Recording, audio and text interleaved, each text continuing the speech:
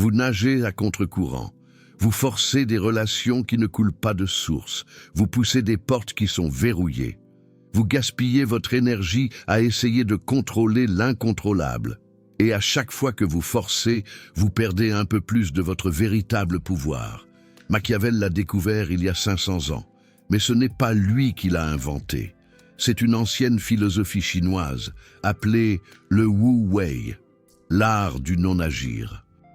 Sauf que Machiavel a pris ce concept et l'a transformé en quelque chose de brutal, quelque chose de stratégique, quelque chose qui fonctionne dans le monde réel du pouvoir. Et ce que vous allez découvrir dans les prochaines minutes va complètement changer votre relation à l'effort, à la résistance et aux résultats. Le plus grand mensonge qu'on vous a vendu sur le succès est que vous devez vous battre, trimer, souffrir, forcer.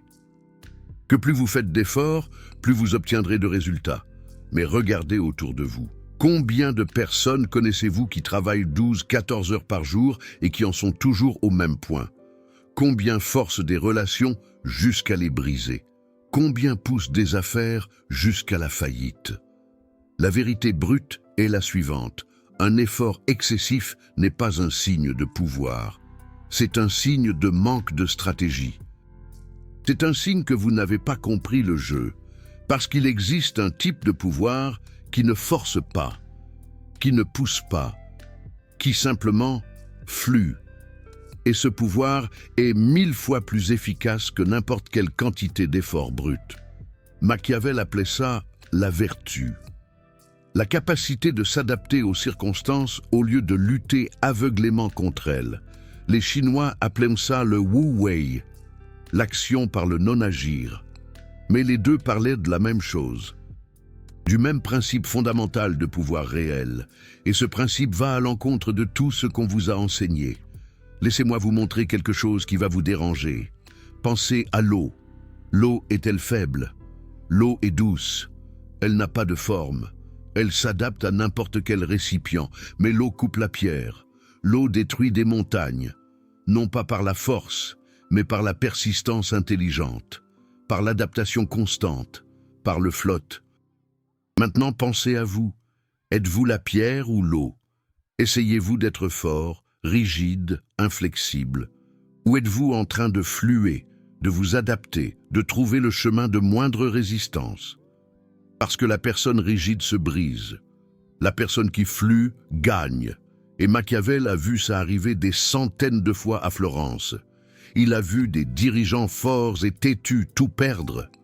Il a vu des stratèges flexibles conquérir des royaumes. Et il a écrit à ce sujet: mais personne ne vous a enseigné la partie la plus importante, la partie sur quand ne pas agir. Voici la vérité que personne ne veut entendre. La moitié de vos batailles sont inutiles. La moitié de vos problèmes existent parce que vous insistez à vous battre.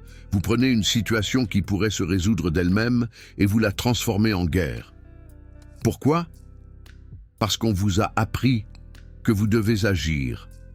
Vous devez faire quelque chose. Vous devez contrôler.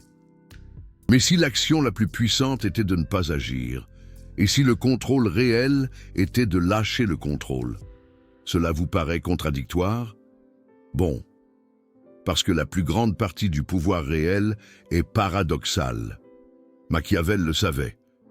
Il a écrit dans Le Prince qu'un leader intelligent sait quand attaquer et quand attendre, quand avancer et quand reculer, quand forcer et quand fluer.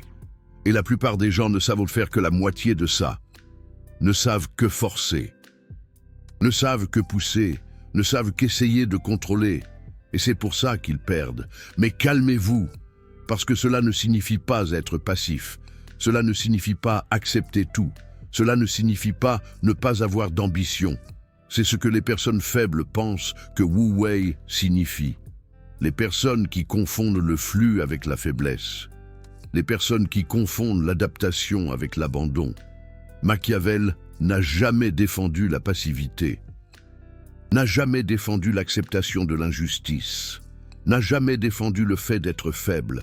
Ce qu'il a défendu, c'est la stratégie, l'intelligence, le timing. Il a défendu le fait que vous ne devez pas livrer toutes les batailles. Vous devez choisir celle qui importe. Vous ne devez pas forcer toutes les portes. Vous devez trouver celle qui est ouverte. Vous ne devez pas nager contre tous les courants. Vous devez surfer celui qui vous mène là où vous voulez aller. Et cette distinction entre lutter et surfer est tout. C'est la différence entre gaspiller de l'énergie et accumuler du pouvoir. Je vais vous donner un exemple concret. Vous avez un projet, un business, une idée. Vous commencez à travailler dessus et vous rencontrez de la résistance, beaucoup de résistance, des portes fermées, des personnes qui disent non, des obstacles partout. La personne commune fait quoi? Elle insiste, elle force, elle pousse. Parce que c'est ce qu'on vous a appris, que renoncer est pour les faibles, que vous devez persévérer. Mais Machiavel vous poserait une question différente. Il demanderait, cette résistance, est-ce l'univers qui vous dit que le chemin est mauvais? Ou est-ce juste un test temporaire? Parce qu'il y a une différence brutale entre la persistance intelligente et l'entêtement stupide. La persistance intelligente observe, s'adapte, change de tactique, trouve un autre chemin. L'entêtement stupide ne connaît qu'une chose, pousser plus fort, et la personne têtue perd tout. La personne stratégique gagne. Maintenant, il y a un détail ici qui change, tout le jeu. Et c'est de ça que je vais parler maintenant. Parce qu'il ne s'agit pas d'abandonner, il ne s'agit pas d'accepter, il s'agit de choisir vos batailles avec une précision chirurgicale. Il s'agit de diriger votre énergie là où elle a vraiment le pouvoir de transformer. Au lieu de disperser votre force dans 1000 directions en essayant de contrôler 1000 choses que vous ne contrôlez pas, Machiavel a observé que les leaders les plus efficaces n'étaient pas les plus travailleurs, c'étaient les plus stratégiques. Ce n'étaient pas ceux qui luttaient le plus, c'étaient ceux qui choisissaient le mieux quand lutter. Et quand il a découvert le concept chinois de Wu Wei, à travers des textes qui sont arrivés en Europe au XVIe siècle, il a vu la même vérité exprimée différemment. Les taoïstes disaient « agissez sans agir ». Machiavel disait « sachez quand ne pas agir ». Même essence, pouvoir par l'intelligence, pas par la force brute. Laissez-moi vous montrer comment cela fonctionne dans la pratique. 3 domaines de la vie où la plupart des gens nagent à contre-courant et perdent. Première, les relations. Vous aimez quelqu'un, cette personne ne vous rend pas l'appareil avec la même intensité. Vous faites quoi? Vous insistez? Vous poursuivez? Vous essayez de convaincre? Vous essayez de montrer votre valeur? Vous essayez de forcer la personne à vous voir. Et plus vous faites ça, plus vous perdez du pouvoir, parce que vous nagez à contre-courant. Le courant émotionnel de cette personne va dans une autre direction. Et vous dépensez toute votre énergie à essayer d'inverser une marée. Machiavel vous dirait « lâchez ». N'abandonnez pas la personne nécessairement, mais arrêtez de forcer. Redirigez votre énergie. Devenez plus intéressant, plus complet, plus puissant, et laissez le courant changer naturellement. Ou laissez le courant vous emmener vers quelqu'un qui flue déjà dans votre direction. Parce qu'essayer de forcer l'amour est la façon la plus rapide de détruire toute possibilité d'amour réel. Deuxième domaine, le travail. Vous êtes dans un emploi ou dans un projet et ça ne fonctionne pas. Les résultats ne viennent pas. La reconnaissance n'arrive pas. Les opportunités n'apparaissent pas. Vous faites quoi? La plupart travaillent plus dur, font des heures supplémentaires, se sacrifient, tentent de prouver leur valeur, tentent de forcer le succès. Et restent toujours au même endroit. Parce que le problème n'est pas le manque d'efforts. Le problème est que vous ramez contre le courant du marché, contre le courant de l'entreprise, contre le courant de vos propres aptitudes naturelles. Machiavel vous poserait des questions différentes. Où est le courant favorable? Où votre effort aurait-il un impact d'X fois plus grand? Où les portes sont-elles ouvertes? Parce que le vrai succès, ce n'est pas travailler plus. C'est travailler là où votre énergie se multiplie, au lieu de se dissiper. C'est trouver le courant qui va déjà là où vous voulez aller. Et le surf. Troisième domaine, les problèmes personnels. Vous avez un problème, une situation difficile, un conflit. Vous faites quoi? Vous essayez de résoudre. Vous essayez de réparer. Vous essayez de contrôler. Vous essayez de forcer une solution. Et plus vous forcez, plus le problème grandit. Parce que certains problèmes n'ont pas besoin d'être résolus. Ils ont besoin d'être dissous par le non-agir, par le temps, par le changement de perspective. Les taoïstes avaient un concept pour ça, le non-agir, agir par le non-agir. Ça ne signifie pas ignorer le problème. Ça signifie ne pas l'alimenter avec de l'énergie, ne pas le transformer en guerre, ne pas en faire le centre de votre existence. Ça signifie observer, attendre, laisser la situation évoluer. Et intervenir seulement quand l'intervention amplifie le résultat, au lieu de créer plus de résistance. Mais attendez, parce que vous pensez peut-être, ça ressemble à une excuse pour être paresseux. Ça ressemble à une justification pour ne rien faire. Et c'est exactement pour ça que la plupart des gens ne comprennent jamais ce concept, parce qu'ils confondent le non-agir avec la passivité. Ils confondent stratégie avec paresse. Ils confondent timing avec procrastination. Laissez-moi être brutalement clair. Le non-agir n'est pas ne rien faire. C'est une action intelligente. C'est la différence entre nager à contre-courant et surfer sur la vague. Les deux exigent une technique. Les deux exigent de l'énergie. Les deux exigent de la concentration. Mais l'un vous fait avancer, l'autre vous épuise sans résultat. Machiavel était obsédé par les résultats, par la vertu, par la capacité de transformer les situations.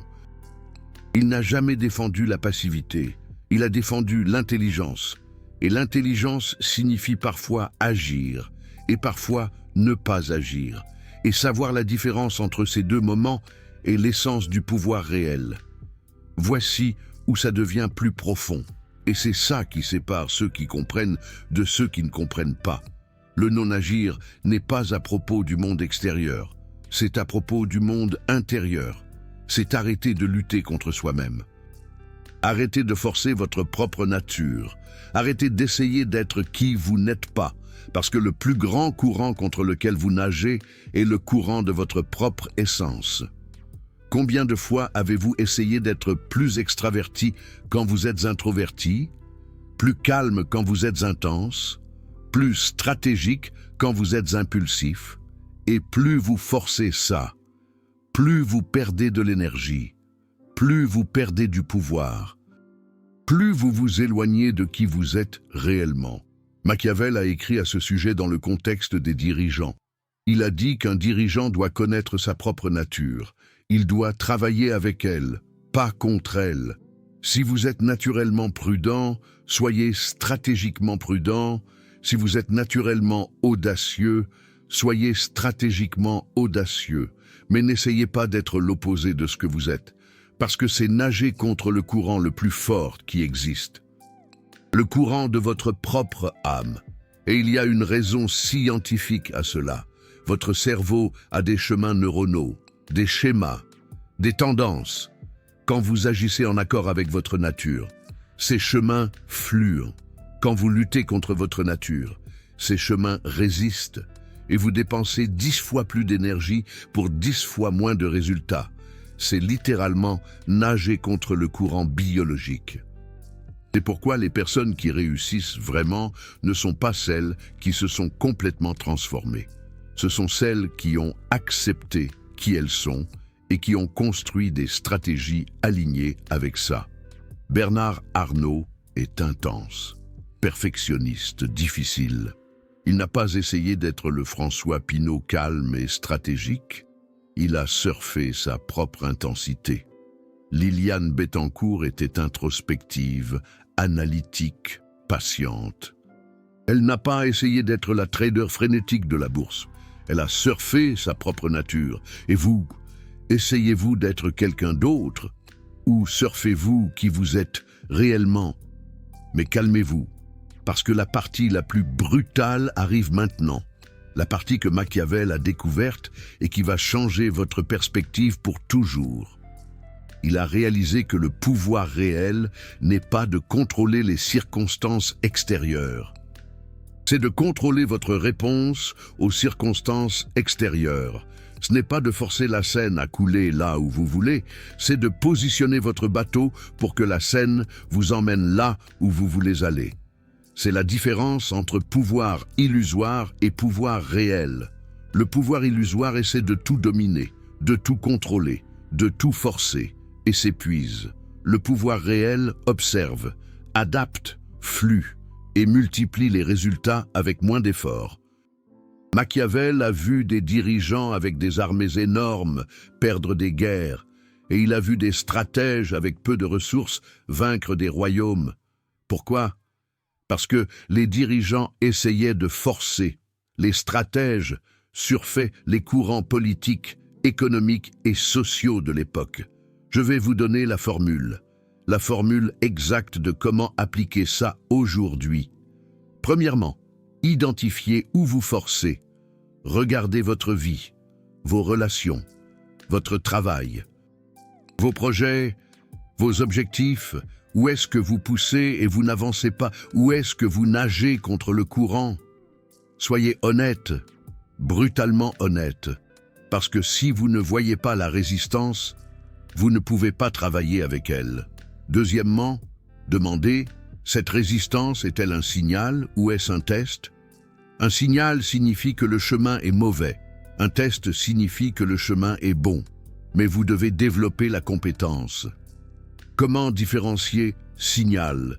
Vous allez contre votre nature, contre le marché, contre toutes les évidences. Test, vous êtes aligné, mais vous rencontrez des obstacles temporaires qui vous forcent à évoluer. Troisièmement, si c'est un signal, changez de direction. N'abandonnez pas l'objectif, changez la route. Trouvez un autre courant. Si c'est un test, persistez, mais changez la tactique. Ne forcez plus la même chose. Adaptez, évoluez, fluez. Quatrième étape, observez les courants favorables, où les choses fluent naturellement dans votre vie. Où avez-vous de l'énergie? Où les gens vous soutiennent? Où les opportunités apparaissent sans que vous forciez? Ce sont les courants favorables. Redirigez plus d'énergie là-bas. N'abandonnez pas le reste, mais priorisez ce qui flue, parce que le succès génère le succès. L'élan génère l'élan.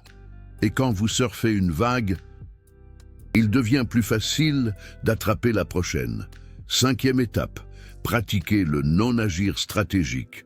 Choisissez un problème que vous forcez et arrêtez de forcer pendant une semaine. Observez seulement. Voyez ce qui se passe quand vous n'alimentez pas la situation avec votre énergie anxieuse. Voyez ce que le temps révèle. Voyez quelle direction le courant prend naturellement. Et décidez ensuite s'il vaut la peine d'intervenir ou s'il vaut la peine de laisser dissoudre. Maintenant, il y a un piège. Un piège qui attrape 90% des personnes qui essaient d'appliquer le non-agir. Et c'est de ça dont je vais parler maintenant. Le piège est de confondre flux avec manque d'ambition. Pensez que si vous ne forcez pas, vous ne voulez pas assez. Pensez que si vous ne luttez pas, vous ne faites pas votre part. C'est un mensonge. Un mensonge qu'on vous a vendu pour vous maintenir épuisé et improductif.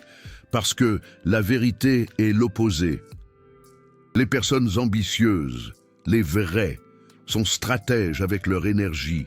Elles ne la gaspillent pas dans de petites batailles. Elles la gardent pour les guerres qui comptent vraiment. Les personnes ambitieuses, elles surfent sur les courants. Elles ne nagent pas contre parce qu'elles comprennent que l'énergie est limitée et que les résultats ne viennent pas d'un effort brut, mais d'un effort dirigé. Machiavel était extrêmement ambitieux. Il voulait le pouvoir. Il voulait l'influence. Il voulait changer Florence, mais il ne cherchait pas à forcer toutes les situations. Il observait, il attendait le bon moment. Et ensuite, Il agissait avec une précision chirurgicale, et il conquérait plus que ceux qui forçaient constamment. Laissez-moi vous donner des exemples historiques. César n'a pas conquis Rome en forçant. Il a surfé sur la vague du mécontentement populaire. Il a attendu le moment opportun. Et quand il a agi, c'était inévitable. Napoléon ne dominait pas les batailles par la force brute. Il avait des armées plus petites que celles de ses ennemis. Mais il surfait sur le terrain. Il surfait sur le momentum. Il surfait sur la psychologie. Et il gagnait contre des probabilités impossibles. Alexandre Graham Bell n'a pas inventé le téléphone en forçant la physique. Il a surfé sur des découvertes antérieures. Il a surfé sur les connaissances disponibles. Il a surfé sur le besoin du marché. Et il est arrivé avant les autres. Ces hommes comprenaient le flux, ils comprenaient le timing, ils comprenaient que le pouvoir réel, ce n'est pas la force, c'est le positionnement stratégique. Et vous, êtes-vous positionné stratégiquement? Ou poussez-vous simplement au hasard? Parce qu'il y a une différence brutale entre l'effort stratégique et l'effort gaspillé.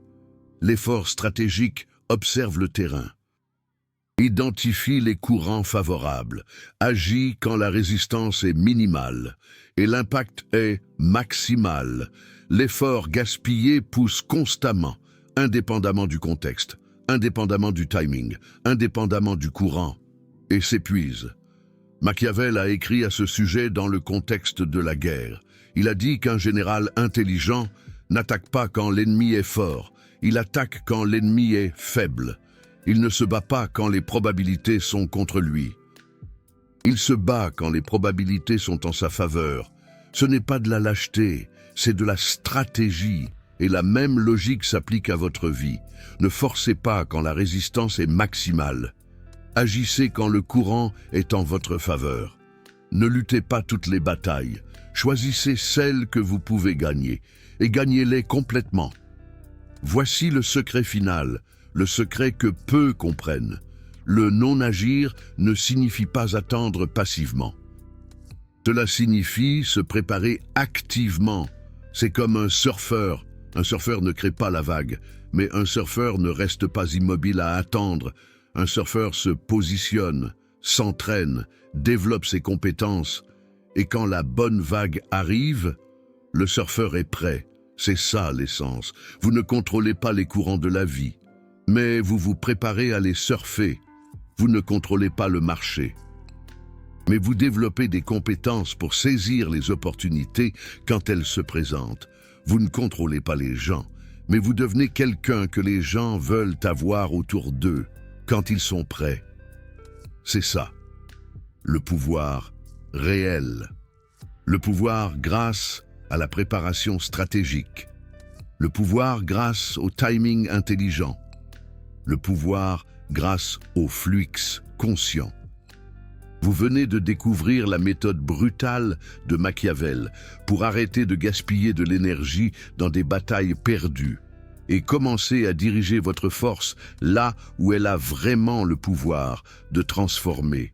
Cette vérité sur le pouvoir stratégique à travers le flux est dans les interlignes du prince, mais elle a été diluée et romancée par des coachs motivationnels qui préfèrent vendre l'effort brut parce que c'est plus facile à emballer.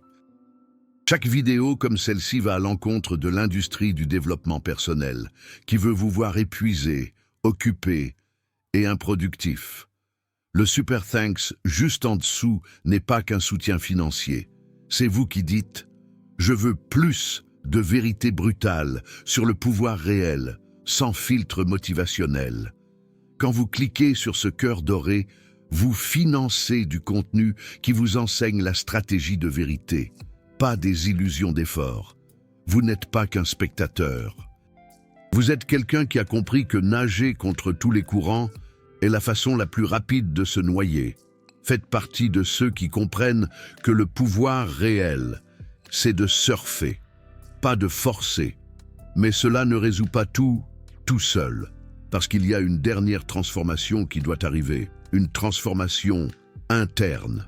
Vous devez reprogrammer votre esprit, Votre esprit a été conditionné à associer l'effort à la valeur. Plus vous souffrez. Et plus vous pensez que vous êtes en train de conquérir, plus vous luttez, plus vous pensez que vous êtes en train d'évoluer. Mais ça, c'est de la programmation. Ce n'est pas la vérité. La vérité, c'est que la croissance réelle est souvent douce. Elle est naturelle. C'est comme une plante qui pousse. Vous ne la voyez pas se produire. Vous ne sentez pas la lutte constante. Mais elle se produit. Elle évolue. Elle se transforme. Et c'est pareil pour vous. La transformation réelle n'a pas besoin d'être douloureuse. Le succès réel n'a pas besoin d'être forcé. Le pouvoir réel n'a pas besoin d'être conquis à travers des batailles constantes. Il peut venir à travers le flux, à travers l'adaptation intelligente, à travers le timing. Parfait. Je vais vous donner des exemples pratiques de comment ça fonctionne dans des situations réelles. Exemple 1. Vous voulez progresser au travail. La façon commune, c'est de travailler plus d'heures, de faire plus de tâches, d'essayer d'impressionner tout le monde. Ça, c'est nager contre le courant. La façon non agir, c'est de se demander où sont les courants favorables dans cette entreprise. Quel projet attire l'attention de la direction? Quelles compétences manquent? Et ensuite, vous vous positionnez à ces endroits. Vous ne travaillez pas plus. Vous travaillez plus intelligemment. Vous surfez sur les priorités de l'entreprise au lieu de créer vos propres priorités parallèles. Et vous progressez plus vite, avec moins d'efforts, parce que vous êtes aligné avec le courant et non en train de lutter contre. Exemple 2. Vous voulez construire une audience. La façon commune, c'est de poster tous les jours, sur toutes les plateformes, en essayant de plaire à tout le monde. Ça, c'est de l'effort gaspillé. La façon non agir, c'est de se demander où existe déjà un courant d'attention que je peux surfer? De quelles conversations les gens parlent-ils déjà? Quelle douleur les gens ressentent-ils déjà? Et ensuite, vous vous positionnez dans ces conversations. Vous ne créez pas de demande, vous trouvez une demande existante et vous offrez une solution. Ça, c'est surfer sur le courant du marché. Et ça génère des résultats exponentiels, avec une fraction de l'effort. Exemple 3. Vous voulez améliorer une relation. La façon commune, c'est d'essayer de changer l'autre personne, convaincre, argumenter, prouver son point. Ça crée plus de résistance. La façon non agir, c'est de changer vous d'abord. De devenir la version de vous-même qui attire naturellement le comportement que vous voulez voir. Ne pas forcer le changement. Inspirez le changement à travers l'exemple. Ça fonctionne, parce que vous travaillez avec la nature humaine. Et non contre elle. Les gens ne changent pas parce que vous le voulez, ils changent quand ils voient un chemin meilleur. Et vous ne pouvez montrer ce chemin qu'en étant ce chemin, pas en prêchant qu'à son sujet. Je vais vous donner un exercice pratique. Dans les 7 prochains jours, identifiez 3 choses que vous êtes en train de forcer. 3 domaines où vous êtes en train de nager contre le courant. Ça peut être une relation, ça peut être le travail. Ça peut être un projet personnel. Et faites l'expérience. Arrêtez de forcer, n'abandonnez pas. Arrêtez juste de pousser activement. Et observez. Observez ce qui se passe quand vous lâchez prise. Observez où le courant vous mène naturellement. Observez si le problème se résout de lui-même, ou s'il devient évident que vous devez changer complètement de direction. Cet exercice vous en apprendra plus sur le pouvoir véritable que 1000 livres de développement personnel. Parce qu'il vous montrera en pratique la différence entre forcer et fluère, entre nager à contre-courant et surfer la vague, entre l'effort gaspillé et l'effort stratégique. Et quand vous ferez cela, vous réaliserez quelque chose de libérateur. Vous réaliserez que la moitié de votre fatigue vient de luttes inutiles. La moitié de votre stress vient de tenter de contrôler l'incontrôlable. La moitié de votre frustration vient de nager contre des courants que vous ne vaincrez jamais. Et quand vous arrêtez de nager à contre-courant et que vous commencez à surfer la vague, quelque chose de magique se produit. Vous avez plus d'énergie, plus de clarté, plus de résultats, non pas parce que vous en faites plus, mais parce que vous le faites mieux. Vous le faites de manière stratégique. Vous le faites en harmonie avec les courants de la vie et non contre eux. Et cela change tout. Cela change vos relations. Cela change votre travail. Cela change votre paix intérieure. Cela change votre pouvoir véritable. Machiavel avait raison. Et les taoïstes avaient raison. Et les deux parlaient de la même vérité fondamentale. Le pouvoir véritable ne vient pas de tout dominer. Il vient de savoir ce qui vaut la peine d'être dominé. Il ne vient pas de tout contrôler. Il vient de savoir ce qui vaut la peine d'être contrôlé. Il ne vient pas de livrer toutes les batailles. Il vient de choisir les batailles justes et de les livrer avec tout ce que vous avez, tout en laissant les autres se dissoudre d'elles-mêmes. C'est cela la sagesse, c'est cela la stratégie, c'est le non-agir adapté au monde réel du pouvoir. Et maintenant que vous le savez, vous avez un choix. Continuer à nager à contre-courant ou commencer à surfer, continuer à tout forcer, ou commencer à fluer stratégiquement, continuer à gaspiller de l'énergie, ou commencer à la diriger avec une précision chirurgicale. Le choix est le vôtre, mais maintenant vous ne pouvez plus dire que vous ne saviez pas. Maintenant vous savez qu'il existe un autre chemin, un chemin plus intelligent, un chemin plus puissant. Le chemin de celui qui comprend que la plus grande force n'est pas de lutter contre la scène, mais de se positionner pour que la scène vous emmène exactement là où vous voulez aller. Combien de courants remontez-vous en ce moment même? Commentez courant et le numéro de 1 à 10 qui représente combien de batailles inutiles vous menez en ce moment.